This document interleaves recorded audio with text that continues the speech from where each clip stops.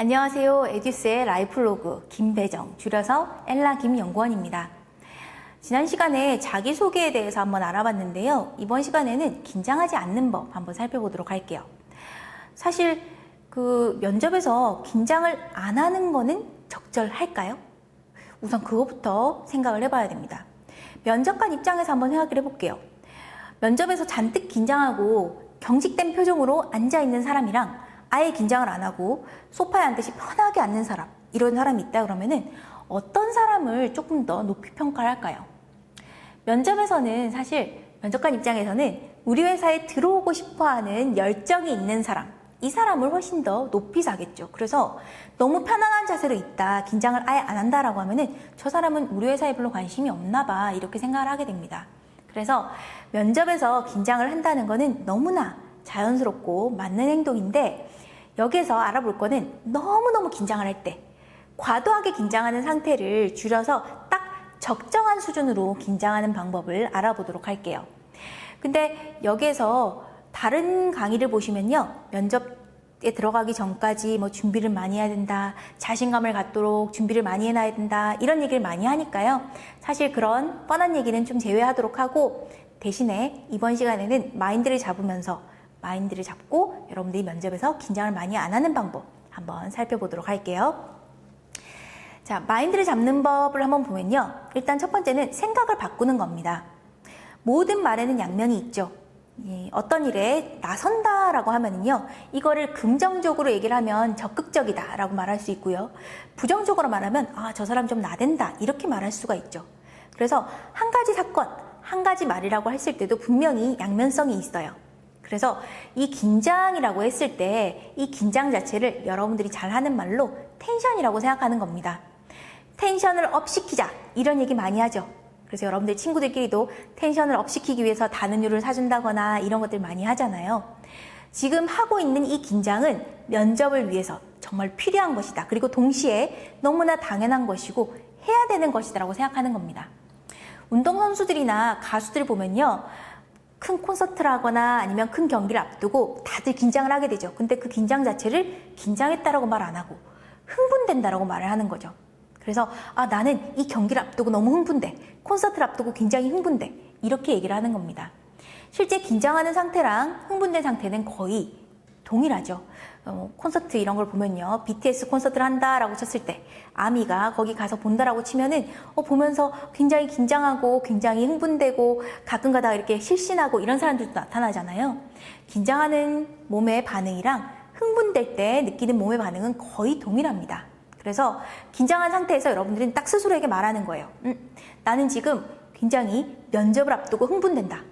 여기 면접까지 다가왔다니 나는 정말 그동안 이런 일들을 겪으면서 해왔구나. 나 스스로 되게 대견하다. 이렇게 먼저 칭찬을 시작하는 겁니다.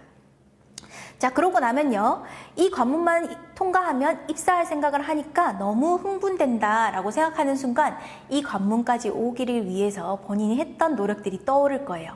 그리고 그 노력들은 다 자신감의 원천이 되니까 그 노력을 다 기억을 더듬어 보도록 하고요. 그러고 나서 다시 여러분들한테 불안이 엄습해 오죠. 분명히 여기를 들어가고 싶다고 생각하는 순간 동시에 내가 실수하고 잘못하면 어떡하지? 라는 생각이 들기 시작합니다. 실수하면 면접관이 날 싫어할 것이고, 면접관이 날 싫어하면 난 떨어질 것이고, 그리고 떨어지고 나면 다시 취업 준비를 해야 되고, 그 소식을 다시 부모님한테 얘기하면 부모님이 얼마나 실망할 것이고, 여러 가지 생각이 연쇄적으로 떠오르게 되죠. 근데 이 생각 자체가 뭐냐면요, 여러분들이 오버띵킹이라고 들어보셨어요? 과도하게 생각을 하는 것입니다.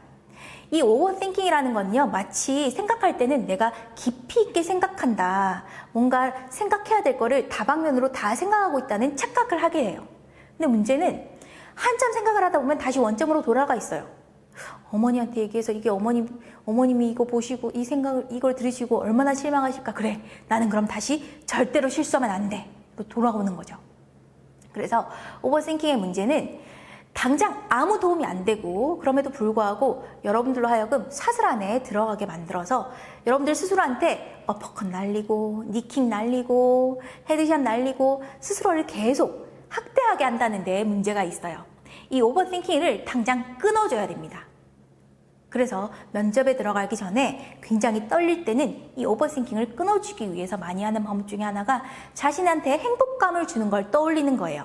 그래서 면접관을 떠올리기 전에 우선 자신한테 행복감을 줬던 성취 경험들 이런 걸 떠올려보고 면접에 떨어진다고 하더라도 나를 이해하고 나를 인정해줄 소중한 사람들 이런 것들을 떠올려보는 거죠. 그리고 또 하나는 아까 했던 이런 연쇄적인 생각 있죠. 이 연쇄적인 생각을 끊어주는 거예요. 내가 실수했어. 그럼 면접관들이 나를 싫어하겠지. 이게 아니고 내가 실수하더라도 면접관들은 그거 하나만 가지고 나를 판단하지 않을 거야. 나는 위기대처 능력이 있어. 그러니까 나는 분명히 문제가 생겼다고 하더라도 실수를 했다 하더라도 그 자리에서 바로 만회할 수 있어 라고 생각하는 겁니다. 그래서 실수해도 만회할 수 있는 기회가 있을 것이다. 여유를 갖자라고 생각하는 것. 그리고 긍정적인 기분을 끌어올릴 대상을 한번 찾는 것. 이렇게 생각할 수가 있습니다. 그래서 다시 한번 정리해보면요.